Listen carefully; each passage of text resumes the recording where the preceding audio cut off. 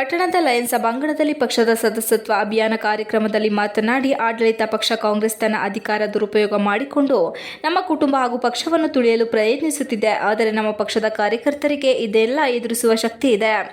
ದೇವೇಗೌಡರು ಅಧಿಕಾರ ಇಲ್ಲದಿದ್ದರೂ ಎದೆಗುಂದದೆ ಈ ಪಕ್ಷವನ್ನು ಕಟ್ಟಿ ಬೆಳೆಸಿದ್ದಾರೆ. ಜೆಡಿಎಸ್ ಪಕ್ಷ ಮಾತ್ರ ರೈತರು ಹಾಗೂ ಎಲ್ಲ ಧರ್ಮ ಜನಾಂಗದವರಿಗೂ ಸಾಮಾಜಿಕ ನ್ಯಾಯ ಒದಗಿಸುವ ಸಾಮರ್ಥ್ಯ ಇರುವುದು.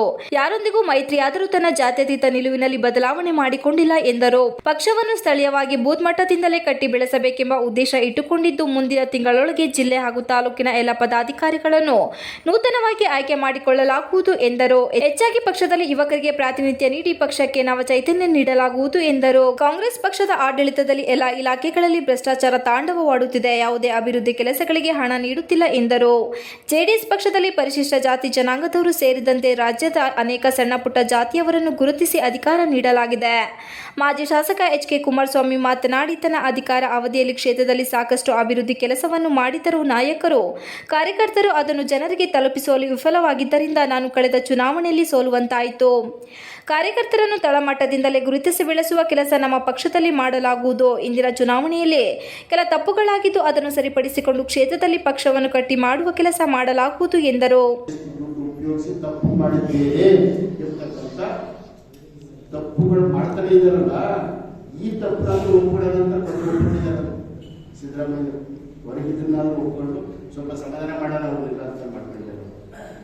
ದಯಮಾಡಿ ನಾನು ಹೆಚ್ಚೇಳಿ ಹೋಗಲ್ಲ. ಸರ್ಕಾರ ಇವತ್ತು ಜನ ವಿರೋಧಿಯಾಗಿ ವರ್ತಿಸ್ತಾ ಇದೆ, ಬಡವರ ವಿರೋಧಿಯಾಗಿ ವರ್ತಿಸ್ತಾ ಇದೆ.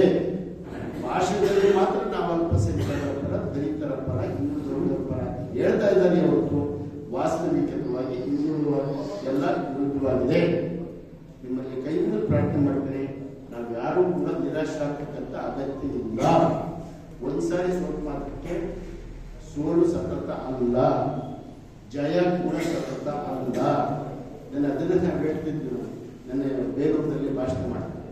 ನಾವು ಹಿಂದಿನ ಚುನಾವಣೆಯಲ್ಲಿ ಕೆಲ ತಪ್ಪುಗಳಾಗಿದ್ದು ಅದನ್ನು ಸರಿಪಡಿಸಿಕೊಂಡು ಕ್ಷೇತ್ರದಲ್ಲಿ ಪಕ್ಷವನ್ನು ಗಟ್ಟಿ ಮಾಡುವ ಕೆಲಸ ಮಾಡಲಾಗುವುದು ಎಂದರು. ಜೆಡಿಎಸ್ ಜಿಲ್ಲಾಧ್ಯಕ್ಷ ಲಿಂಗೇಶ್ ಮಾತನಾಡಿ, ಜಿಲ್ಲಾದ್ಯಂತ ಪಕ್ಷದ ಸದಸ್ಯತ್ವ ಅಭಿಯಾನ ಹಮ್ಮಿಕೊಂಡಿದ್ದು, ಈ ನಿಟ್ಟಿನಲ್ಲಿ ಜಿಲ್ಲೆಯಲ್ಲಿ ಜೆಡಿಎಸ್ ವರಿಷ್ಠ ಎಚ್ ಡಿ ರೇವಣ್ಣನವರ ನೇತೃತ್ವದಲ್ಲಿ ಸೋಮವಾರದಿಂದ ಬೇಲೂರಿನಲ್ಲಿ ಇದಕ್ಕೆ ಚಾಲನೆ ನೀಡಲಾಗಿದೆ. ಪ್ರತಿ ಬೂತ್ನಲ್ಲಿ ಕನಿಷ್ಠ 25 ಜನ ಕಾರ್ಯಕರ್ತರ ಸದಸ್ಯತ್ವವನ್ನು ನೋಂದಾಯಿಸಬೇಕು. ಪಕ್ಷದಲ್ಲಿದ್ದುಕೊಂಡು ಪಕ್ಷಕ್ಕೆ ದ್ರೋಹ ಮಾಡುವವರನ್ನು ಯಾವುದೇ ಕಾರಣಕ್ಕೂ ಸದಸ್ಯರನ್ನಾಗಿ ಮಾಡಬಾರದು. ಪಕ್ಷದ ತತ್ವ ಸಿದ್ಧಾಂತಗಳಿಗೆ ಬದ್ಧರಾಗಿರುವವರನ್ನು ಸದಸ್ಯರನ್ನಾಗಿ ಮಾಡಿ ಎಂದು ಕರೆ ನೀಡಿದರು.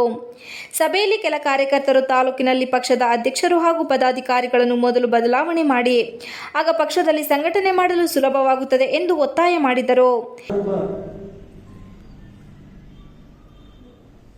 ಕುಮಾರಸ್ವಾಮಿ ಮುಖ್ಯಮಂತ್ರಿ ತಮ್ಮ ಯಾವ ರೀತಿ ಆಡಳಿತ ಬೇಕಾದ ಬಂದರೆ ಕಾಲ್ ಕಟ್ತಾರೆ, ಬರೋದು ಕಾಲ್ ಕಟ್ಟರು. ಕುಮಾರ ಇದು ಮಾಡಬೇಕು ಅಂತ ಬಂದು ದೇವೇಗೌಡರು ಯಾವ ರೀತಿ ನಡೆಸ್ಕೊಂಡ್ರೆ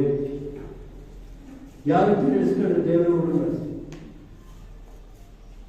ಯಾವ ರೀತಿ ನಡೆಸಿದ್ರು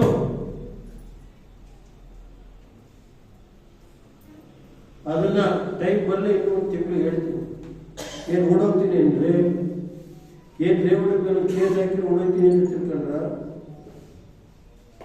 ರೇವಣ್ಣ ಮೇಲೆ ಒಂದಲ್ಲ 10 ಕೇಸ್ ಹಾಕಿ. ನಾನು 25 ವರ್ಷ ಶಾಸಕರಾಗಿ ಕೆಲಸ ಮಾಡಿದ್ದೀನಿ. 40 ವರ್ಷ ಸಕ್ರಿಯವಾಗಿ 5 ವರ್ಷ ಜಿಲ್ಲಾ ಪಂಚಾಯತ್ ಸದಸ್ಯ,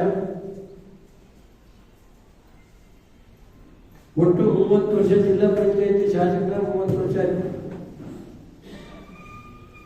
ನಾಗರಾಜವರೇ, ಏನ್ ನಡೆಯುತ್ತೆ ರಾಜ್ಯದಲ್ಲಿ ಇವತ್ತು?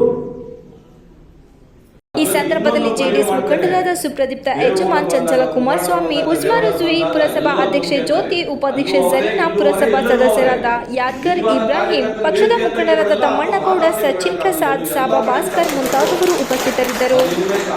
AP Umesh, TV 46 Malenadu news, Sakleshpur.